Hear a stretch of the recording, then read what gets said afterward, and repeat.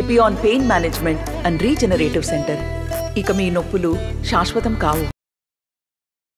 ఓటర్లు తలరాత రాసినటువంటి ఈవీఎంలు ఈ స్ట్రాంగ్ రూమ్లో ఇక్కడ భద్రపరచడం జరిగింది. జిల్లా వ్యాప్తంగా ఏదైతే కడప పార్లమెంటుకు పరిధికి సంబంధించి అటు కడప, కమలాపురం, జమ్మలమడుగు, ప్రొద్దుటూరు, పులివెందుల, మైదుకూరు, బద్వేల్ ప్రాంతాలకు సంబంధించినటువంటి ఈవీఎంలన్నీ కూడా ఒక్కొక్కటి కూడా ఇక్కడ చేరుకుంటున్నాయి. ఇప్పటికే స్ట్రాంగ్ రూమ్కి సంబంధించి స్ట్రాంగ్ రూమ్లో కూడా ఏర్పాటు చేశారు. అయితే మొదటి ఫ్లోర్లో ఏదైతే కడప పార్లమెంటు, అదేవిధంగా కమలాపురం పార్లమెంటు, అదేవిధంగా మొదటి ఫ్లోర్లో గ్రౌండ్ ఫ్లోర్లో కడప, కమలాపురం, అదేవిధంగా ఫస్ట్ ఫ్లోర్లో జమ్మలమడుగు, ప్రొద్దుటూరు, సెకండ్ ఫ్లోర్లో పులివెందుల, మైదుకూరు, ఫోర్త్ ఫ్లోర్లో ఏదైతే థర్డ్ ఫ్లోర్లో బద్వేలుకు సంబంధించినటువంటి ఏదైతే స్ట్రాంగ్ రూమ్లో ఈవీఎంలు భద్రపరిచారు. ఇప్పటికే ఏదైతే భద్రపరిచినటువంటి స్ట్రాంగ్ రూమ్ నేపథ్యంలో భారీ ఎత్తున పోలీస్ బలగాలు కూడా మోహరించినటువంటి పరిస్థితి మనం ప్రధానంగా గమనించవచ్చు.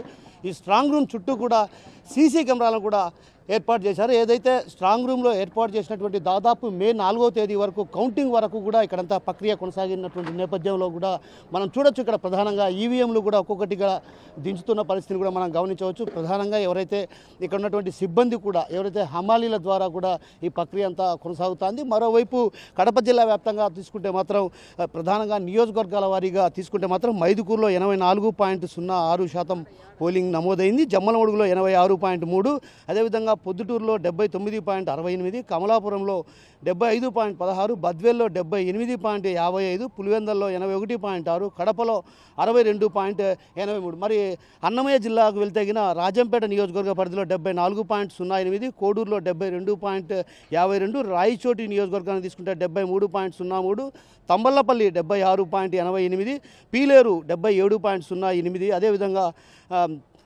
మదనపల్లె 71.31% నమోదైంది. అయితే ఈ నమోదైనటువంటి ఓటింగ్ ప్రక్రియను చూసుకుంటే మాత్రం ఖచ్చితంగా గతానికి పోల్చుకుంటే మాత్రం కొన్ని నియోజకవర్గాల్లో పోలింగ్ శాతం తగ్గిందని చెప్పవచ్చు. ప్రధానంగా కడపలో గతంలో 65% నమోదైనటువంటి పోలింగ్ ప్రస్తుతం 63 మాత్రమే తగ్గింది. అంటే పోలింగ్ శాతం తగ్గుముఖం పట్టిన నేపథ్యంలో కూడా ఒక రకంగా ఓటర్లు కూడా భయభ్రాంతులకు గురై ఎక్కడ ఓటు వేసే పరిస్థితి లేకుండా పోయిందని చెప్పవచ్చు. అయితే కౌంటింగ్కి సంబంధించి ప్రధానంగా ఇక్కడ స్ట్రాంగ్ రూమ్లో ఎక్కడైతే కౌంటింగ్కు వీలుగా ఈ ఫ్లోర్ అంతా కూడా మొత్తం ఈ బిల్డింగ్ అంతా కూడా దాదాపు 7 నియోజకవర్గాలకు సంబంధించినటువంటిది. 7 నియోజకవర్గాల్లో గ్రౌండ్ ఫ్లోర్లో ఏదైతే అసెంబ్లీ నియోజకవర్గానికి సంబంధించి అక్కడ ఈవీఎంలు భద్రపరిచినటువంటి స్ట్రాంగ్ రూమ్ ఏదైతే ఉందో ఆ స్ట్రాంగ్ రూమ్కు సమీపానే కౌంటింగ్ హాల్ను ఏర్పాటు చేసే విధంగా కూడా ఏర్పాటు చేయడం జరిగింది. మరోవైపు మనం చూడొచ్చు ప్రధానంగా కూడా ఇక్కడ కూడా క్షుణ్ణంగా తనిఖీలు చేసిన తర్వాత మనం చూడొచ్చు పోలీసులంతా కూడా పెద్ద ఎత్తున మోహరించారు. వీరంతా కూడా ఏదైతే ముందు క్షుణ్ణంగా తనిఖీలు చేసింది ఆ తర్వాత లోపలికి అనుమతిస్తున్నటువంటి పరిస్థితి కనిపిస్తుంది. మరోవైపు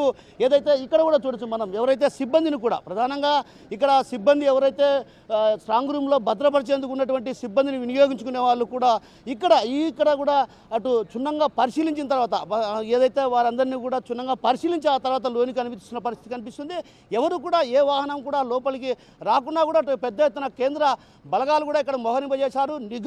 డేగ కళ్ళతో నిఘా ఉండే విధంగా చుట్టూ కూడా సీసీ కెమెరాలను ఏర్పాటు చేయడంతో పాటు కేంద్ర సాయుధ బలగాలను కూడా అటు పెద్ద ఎత్తున మోహరింపజేసి నిత్యం పర్యవేక్షించే విధంగా కూడా అదే థర్డ్ ఐ ఏదైతే మూడవ కన్నుతో నిఘా పెట్టినటువంటి పరిస్థితి ప్రధానంగా ఇక్కడ కనిపిస్తుంది. ఇప్పటికే అది పులివెందుల కావచ్చు, కడప నియోజకవర్గాలకు సంబంధించినటువంటి ఈవీఎంలు కావచ్చు, అదేవిధంగా స్ట్రాంగ్ రూమ్లో భద్రపరుస్తున్నటువంటి దృశ్యాలు కూడా మనం చూడొచ్చు. అయితే మరికొద్ది సేపట్లో కూడా మిగతా నియోజకవర్గాలకు సంబంధించినటువంటి ఈవీఎంలు కూడా ఇక్కడ చేరుకునే అవకాశాలు ఉన్నాయి. ఆ చేరుకున్నటువంటి అనంతరం కూడా వీటిని భద్రపరిచేందుకు కూడా పెద్ద ఎత్తున పోలీసు బలగాల నడుమ ఏదైతే నియోజకవర్గాల్లో నిన్న అర్ధరాత్రి వరకు పోలింగ్ ప్రక్రియ కొనసాగినటువంటి నేపథ్యం, ఆ నేపథ్యంలో ఆ ఈవీఎంలన్నీ కూడా అక్కడి నుంచి ఇక్కడికి తరలిస్తున్నటువంటి పరిస్థితి ప్రధానంగా కనిపిస్తుంది. ఏది ఏమైనప్పుడు కూడా ఏదైతే ఈ స్ట్రాంగ్ రూమ్లో భద్రపరిచే చుట్టూ కూడా పోలీస్ బందోబస్తుతో పాటు కేంద్ర సాయుధ బలగాలు కూడా మోహరింపజేసి నిత్యం మూడవ కన్నుతో పర్యవేక్షిస్తున్న పరిస్థితి ప్రధానంగా కనిపిస్తుంది. కెమెరా పర్సన్ నాగేశ్వరరావుతో కిషోర్, RTV స్ట్రాంగ్ రూమ్ నుంచి.